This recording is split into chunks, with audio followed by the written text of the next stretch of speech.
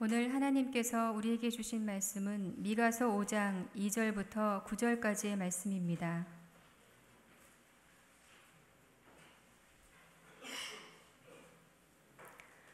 이제 봉독합니다. 하나님의 말씀을 경청하십시오.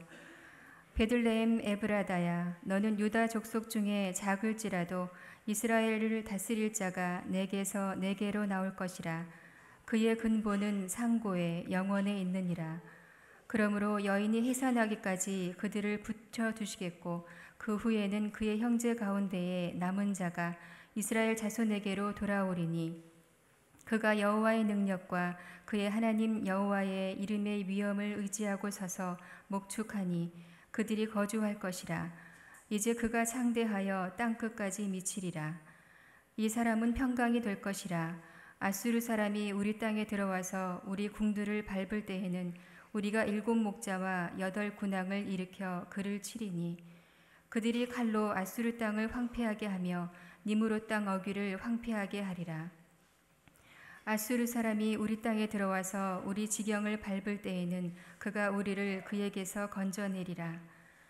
야곱의 남은 자는 많은 백성 가운데 있으리니 그들은 여호와께로부터 내리는 이슬 같고 풀 위에 내리는 단비 같아서 사람을 기다리지 아니하며 인생을 기다리지 아니할 것이며 야곱의 남은 자는 여러 나라 가운데와 많은 백성 가운데에 있으리니 그들은 수풀의 짐승들 중에 사자 같고 양떼 중에 젊은 사자 같아서 만일 그가 지나간즉 밟고 찢으리니 능히 구원할 자가 없을 것이라.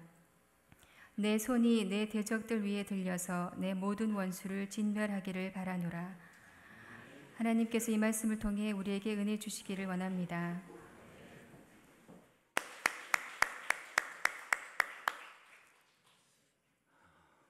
우리 함께 기도하겠습니다.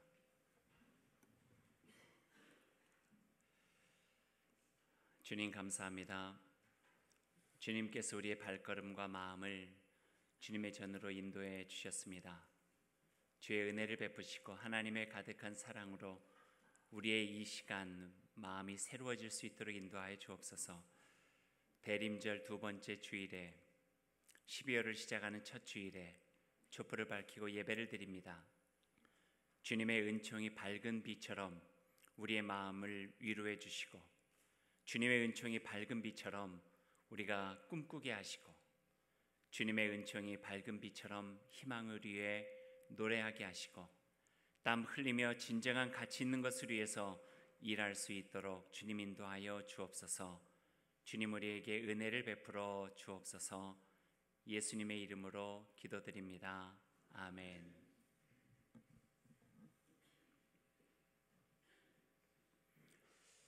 오늘 우리에게 주시는 말씀이 우리의 마음속에 힘과 용기 그리고 예수 그리스도의 마음을 다시 한번 우리 마음속에 가득 채우는 귀한 시간이 되었으면 좋겠습니다.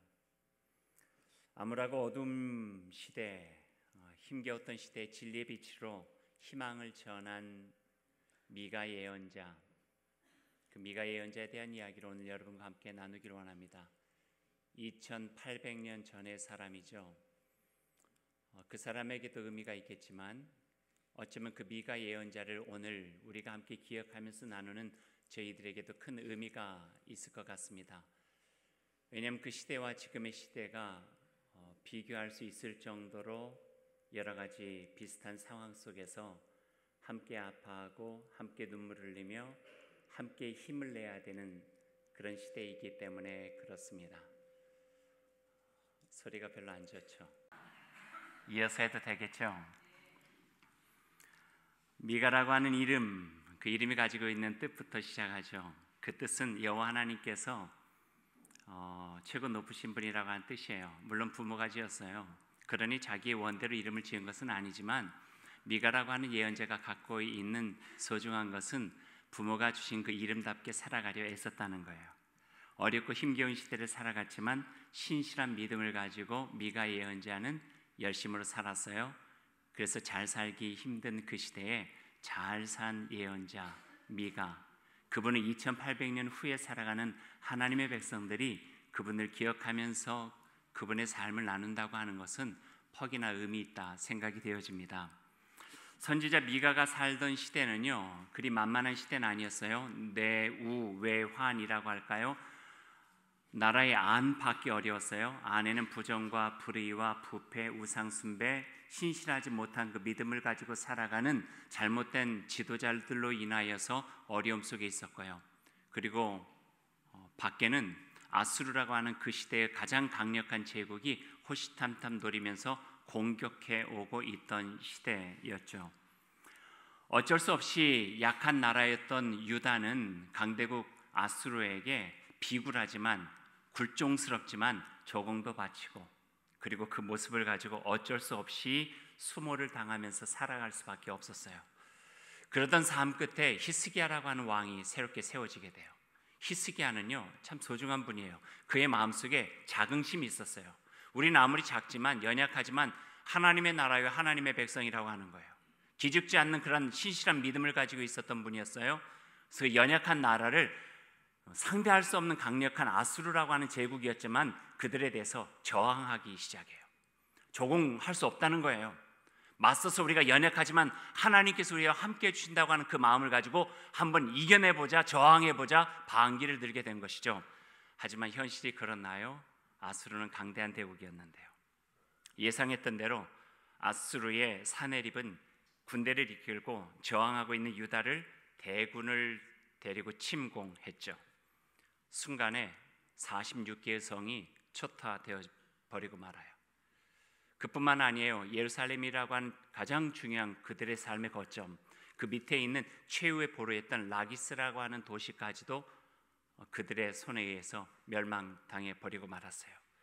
불안한 삶이 지속되고 있죠. 간신히 바람 앞에 촛불처럼 흔들리고 있을 때예요. 그런데 생각지도 않은 일이 생겨난 거예요. 그것은 유다 그 민족과는 상관없이 아수르라고 하는 강대국 그 진영 안에서 패권 다툼이 생긴 거예요. 심각한 갈등이 일어났어요. 이로 인해서 그 안에 자중질환이 일어났고 더 이상 이 전쟁을 수행할 수 없는 지경이 되어버려서 아수르는 유다가 거기서 맞서지도 않았는데 스스로 자기의 본국으로 돌아가 버리고 만 거예요. 그렇게 해서 전쟁이 끝나버렸어요. 이 사건을 역대기서 기자는 이렇게 기록하고 있어요. 히스기야 왕과 이스라야 선지자의 절박한 기도를 들으신 하나님께서 한 천사를 보내셔서 아수르 진영의 모든 용사와 지휘관과 장군들 다 멸하셨도다. 아수르가 몰려갔어요. 오랜 전쟁이 끝나고 그 도시와 유대 백성 속에 평화가 찾아오게 된 거예요. 이곳저곳에서 평화의 기쁨을 가지고 축제가 벌어졌어요. 온 백성들은 이제 우리가 다시 살아났다 하면서 축배를 들고 기뻐하며 노래를 부르고 있어요. 그리고 그 위기를 모면하는 왕 히스기야는 그 민족의 영웅이 되었어요. 모든 사람들이 다 기뻐하고 축배를 들면서 축하하고 있던 그때에 오직 한 사람만이 우리가 지금 축배할 때가 아니다 라고 이야기를 해요. 그가 바로 미가라고 하는 선지자예요.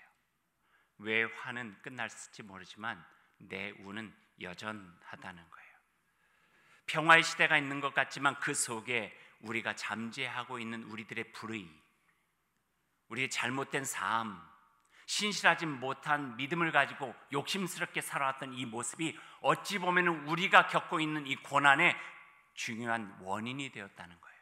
그래서 아수르는 물러가서 우리에게 평화가 온 것 같지만 잠정적 평화 속에서 우리는 우리 속에 있는 잘못된 모습들, 신실하지 못했던 우리들의 믿음들, 우리 속에 있는 부패하고 부정적인 모습들, 잘못된 삶들을 주님 앞에 다 드러내놓고 하나님 안에서 다시 그분에게로 돌아가야 될 참회의 그 기간이 필요하다 하는 말씀을 하고 있는 거예요.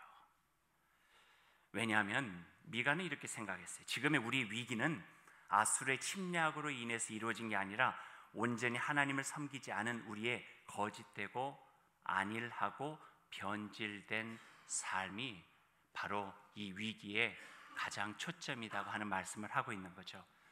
그리고 미가 선지자는 아무도 들으려 하지 않았지만 그 평화 시대의 위기를 선포하면서 그들을 향해서 경고하고 있어요. 자기 배를 불리는 데만 열심인 이 나라의 지도자들은 참회해야 한다. 백성의 목숨을 하찮게 여기고 백성들의 처참한 죽음에 눈 하나 끔찍하지 않는 무정한 지도자들은 회개해야 한다. 돌이켜서 하나님께로 돌아가야 한다. 백성을 돕고 섬겨야 할 지도자라고 하는 이름을 갖고 있는 이들, 뇌물을 받고서야 제 일들을 하는 이들 돌아가야 된다. 하나님의 말씀으로 자신들의 삶을 참여해야 한다. 하나님의 뜻을 마음에 담고 살아가야 될 제사장들은 참여하라. 너희들은 돈을 받고 율법을 가르치고 돈을 줄 때만 제사를 드려줬다. 하나님의 말씀에 준엄해야 할 예언자들도 참여해라. 욕심을 채우기 위해 하나님의 말씀이 아닌 사람이 듣고 좋을 말만 하는 잘못된 계시를, 얄팍한 계시를 하였구나. 참여해라. 거짓된 삶을 버리고 하나님께로 돌아가라. 의와 인애와 신실한 믿음을 가지고 주님을 섬겨라. 미가 선지자가 했던 이야기예요. 그리고 미가 선지자는 그 백성에게 직접적으로 하나님의 뜻을 전해요. 미가서 3장 12절 말씀, 참회하고 돌아와라. 그렇지 않으면 바로 너희 때문에 시온이 밭갈듯 뒤엎어질 것이며 예루살렘이 폐허더미가 되고 성진이 서 있는 이 산은 수풀만이 무성한 언덕이 되고 말 것이다. 사람이 욕심으로 세웠던 그 모든 성들은 무너질 것이고 가진 것 같으나 하나도 없고 이룬 것 같으나 허상이고 누린 것 같으나 허무만 가득한 세상은 다 무너져 버릴 것이다 라고 경고하고 있죠. 여러분, 소돔과 고모라성 아시죠? 망했잖아요. 왜 망했을 것 같아요? 소돔과 고모라가 왜 망했나요? 의인이 없어서요? 아니에요. 죄 때문에 망했어요. 죄 때문에 망했어요. 불의함 때문에 망한 거예요. 구원받지 못한 것은 의인 열이 없어서 그래요. 멸망의 원인은 죄고요. 구원받지 못하는 것은 의인이 없어서 그런 거예요.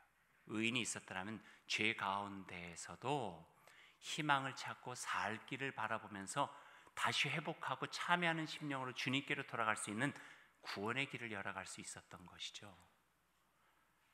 오늘 유다 백성들에게 미가 선지자는 그 이야기를 하고 있는 거예요. 죄를, 불의를, 부패와 부정적인 마음, 신실하지 못한 그 모습들을 주님 앞에 다 고해야 된다는 거예요. 참여해야 된다는 거예요. 의인 열의 역할을 오늘 이 미가 선지자가 해주고 있는 거죠. 어쩌면 우리가 지금 맞닥뜨리고 있는 이 나라, 우리 민족의 지금 상황이 오늘 모습과 별로 다르지 않아요. 수십 년 묵은 적폐들이 있고 청산되지 않은 불의한 욕심들, 감추고만 싶은 불편한 진실들, 백성은 안중에도 없고 사리사욕만 채워왔던 그 추악한 모습들이 적나라하게 지금 드러나고 있어요. 이런 것들이 어둠의 온상이 되어져서 그늘이 되어져서 그 음습한 그늘 아래서 죄와 불의와 하늘을 무서워하지 않는 교만함들이 자라나고 의와 희망과 진실과 평화 생명이 자라날 수 없게 되어지는 거예요.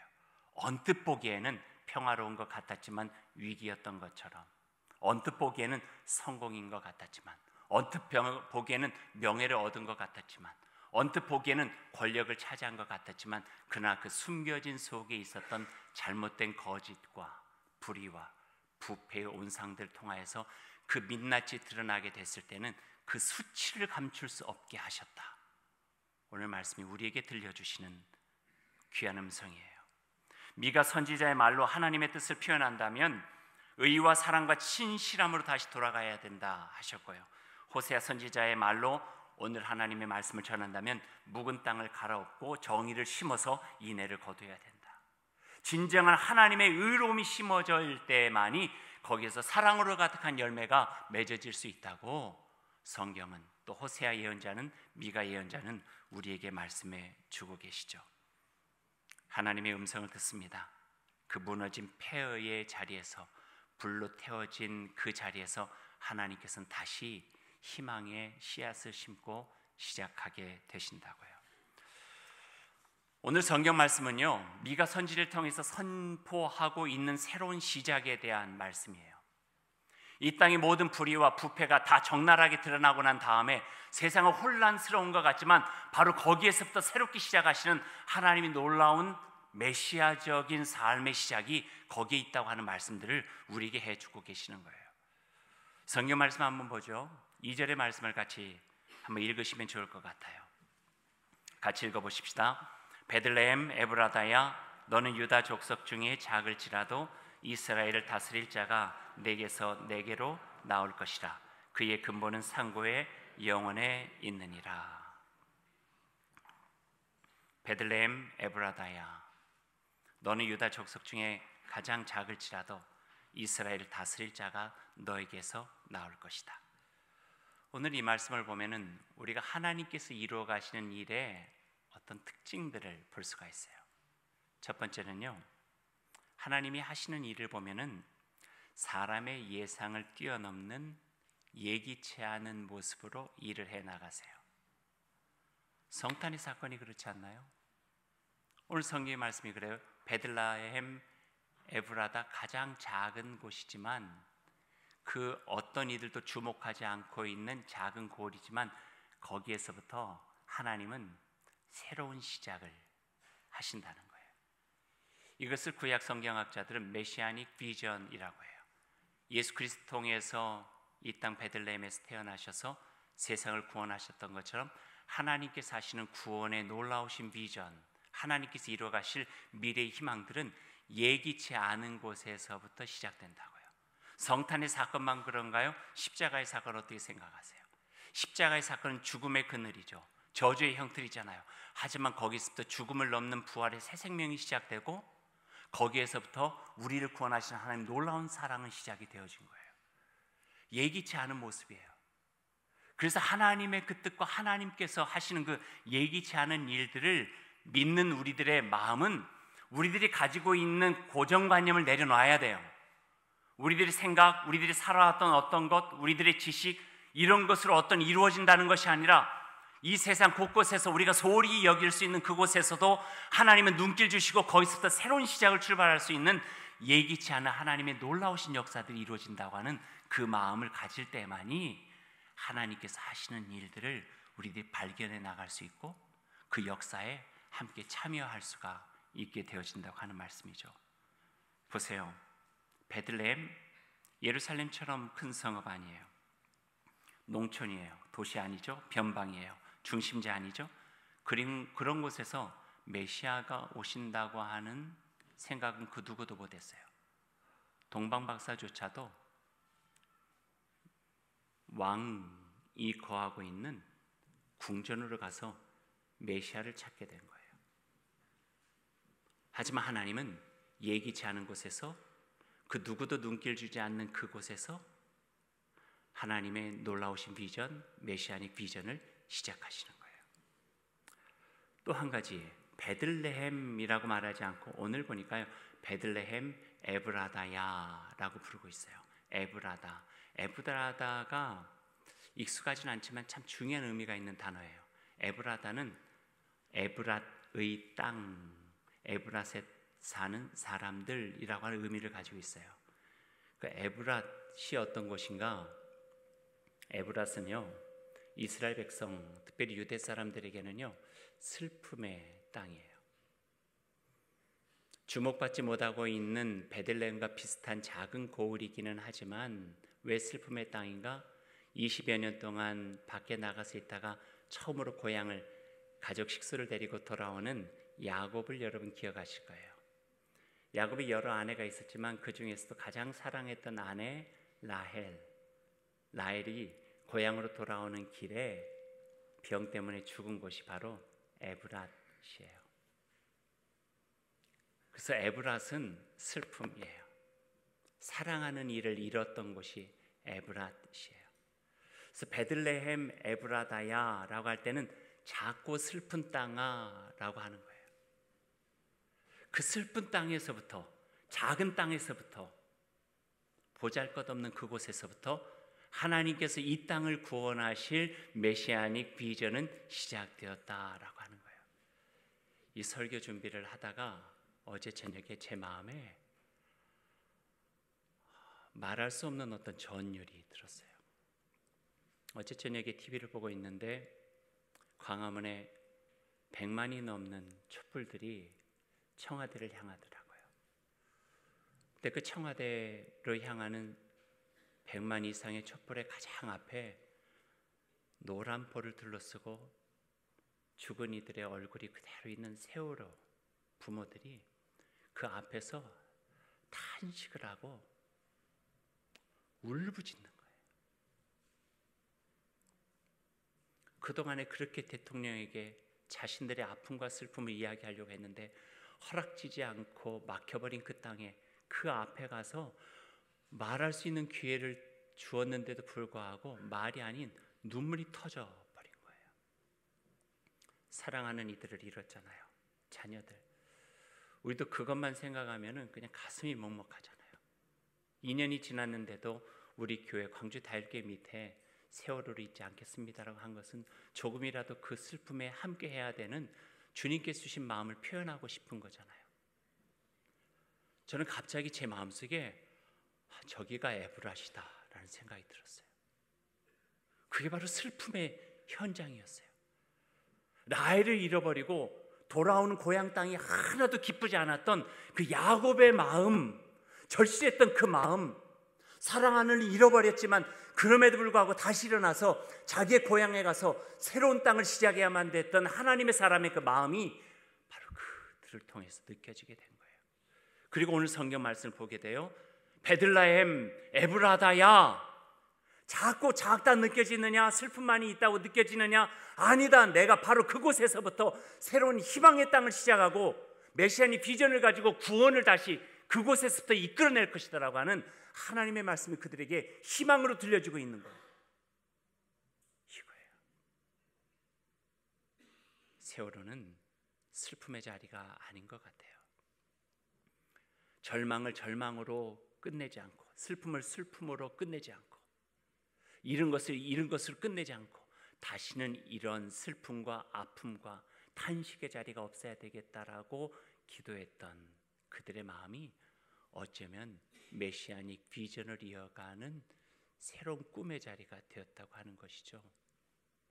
오늘 그 말씀을 우리에게 들려주고 계세요. 베들레헴 에브라다야, 너는 유다 족속 중에 가장 작고 슬플지라도 이스라엘을 다스릴 자가 너에게서 우리에게로 오는구나.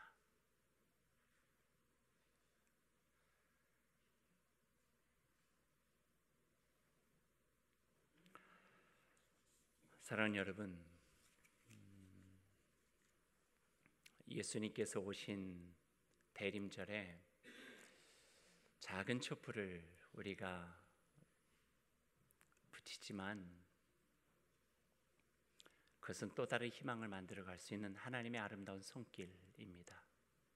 예기치 않은 방법으로, 생각지도 않은 방법으로 하나님의 나라와 하나님의 꿈을 이루어가시는 그분을 믿는다면 조금 더 우리의 마음을 열고 눈을 열고 하나님께서 곳곳에서 이루어가시는 메시아닉 비전의 새로움들을 목도하시기 바랍니다. 그리고 그것을 위해서 힘쓰시길 바랍니다. 그 속에서 하나님께서 우리와 함께 해주시면서 우리가 생각지도 않은 곳에서 모든 것들을 아름답게 하시고 주께 영광되고 우리에게 평화와 기쁨을 주시는 하나님의 그 귀한 작품들은 분명히 이루어지리라 하는 믿음을 갖습니다. 말씀을 맺죠. 여러분에게 오늘 말씀을 맺으면서 노래를 하나 선물 드리고 싶어요. 물론 찬송가는 아닌데 참 가사가 우리 마음속에 참 와닿는 가사여서 여러분에게 선물을 드릴까 합니다. 위로가 되었으면 좋겠고요, 어려운 가정에 다시 꿈꿀 수 있는 그런 소망이 되었으면 좋겠습니다.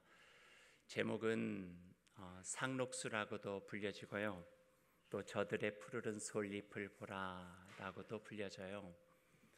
이 찬송을 제가 청년시기에 너무 좋아해서 우리 첫 번째 아들 이름을 솔이라고 지었어요. 양현 씨가 불러서 유명하게 되었지만 원래 원곡은 김민기 씨라고 하는 분이 작사 작곡을 했습니다. 여러분에게 이 노래를 들려드리겠습니다.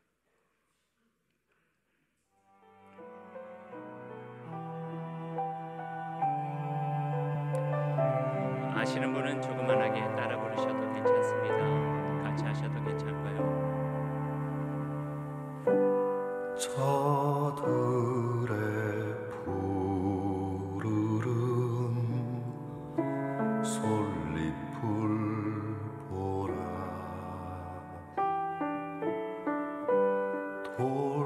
돌보는 사람도 하나 없는데 비바람 맞고 눈보라 쳐도 온누리 끝까지 마음껏 부르다 서럽고 쓰리던 지난 날들도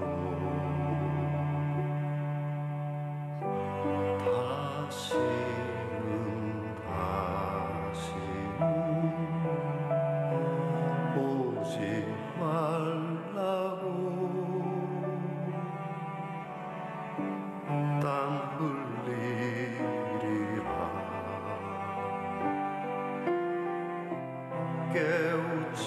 깨우치리라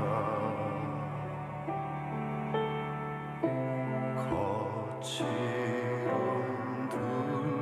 들판에 솔잎 되리라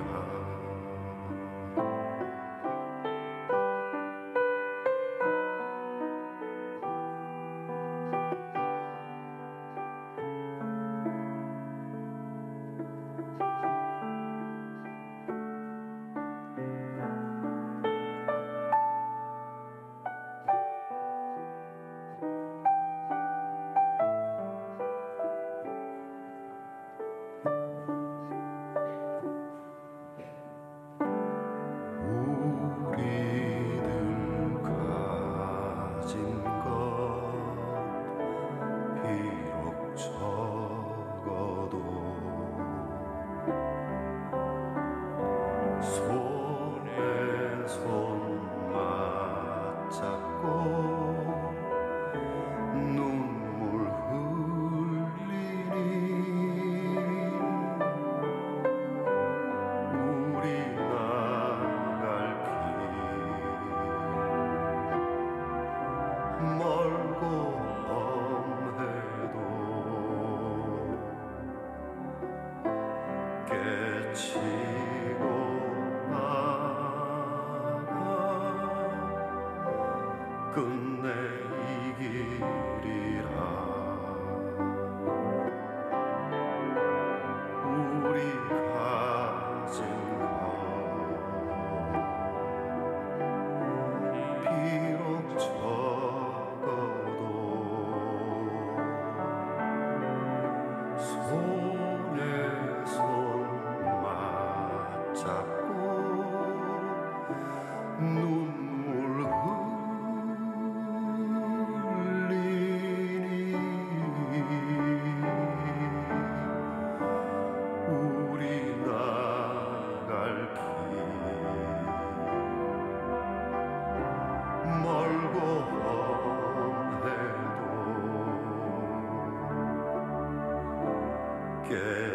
깨치고 나가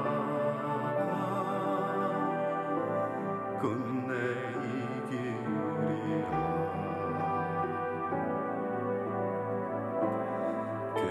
깨치고 나가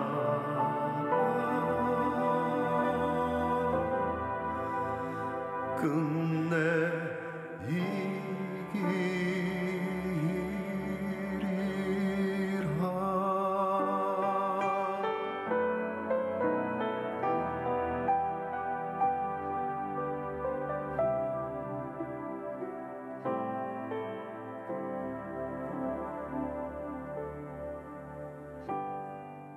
기도하겠습니다. 베들레헴 에브라다야, 너희는 비록 작고 보잘것없이 보이고 슬픔을 간직했지만 거기에서 세상을 구원할 새로운 시작이 될 것이다. 하나님의 그 음성을 저희들 듣습니다. 때때로 저희들의 삶조차 무기력해 보이고 베들레헴 에브라다처럼 느껴질 때가 있습니다. 하지만 한 조각 떡 조각으로, 한 잔의 포도주로 예수 그리스도를 기억하게 하시고 주님 그 십자가로 열어간 하나님 나라의 비전을 꿈꾸게 하셨듯이 오늘 저희들에게 들려주신 그 말씀 마음에 새기고 나아갈 수 있도록 인도하여 주옵소서. 2800년 전에 미가가 꿈꿨고 2000년 전에 예수님이 꿈꾸셨고 그리고 지금도 우리가 꿈꿔야 될 하나님의 나라에 대한 비전이오니 하나님께서 이 땅에 그들을 통해서 세워가시는 그 나라, 참된 평화와 정의와 기쁨이 세워지는 샬롬의 나라를 꿈꾸면서 주 안에서 복되게 나아갈 수 있도록 인도하여 주옵소서. 비참한 역사적 현실에서 얻어지는 하나님의 구원 보게 하시고 어둠의 역사를 헤치고 다시 밝아오는 희망의 빗줄기를 보게 하시고 어둠이 깊을수록 등불 하나 밝혀드는 하나님의 사람 야곱의 남은 자와 같은 저희들을 통하여 주님은 일하신다고 하는 그 믿음을 가지고 약속의 백성으로 살아갈 수 있도록 역사하여 주옵소서. 예수님의 이름으로 기도드립니다. 아멘.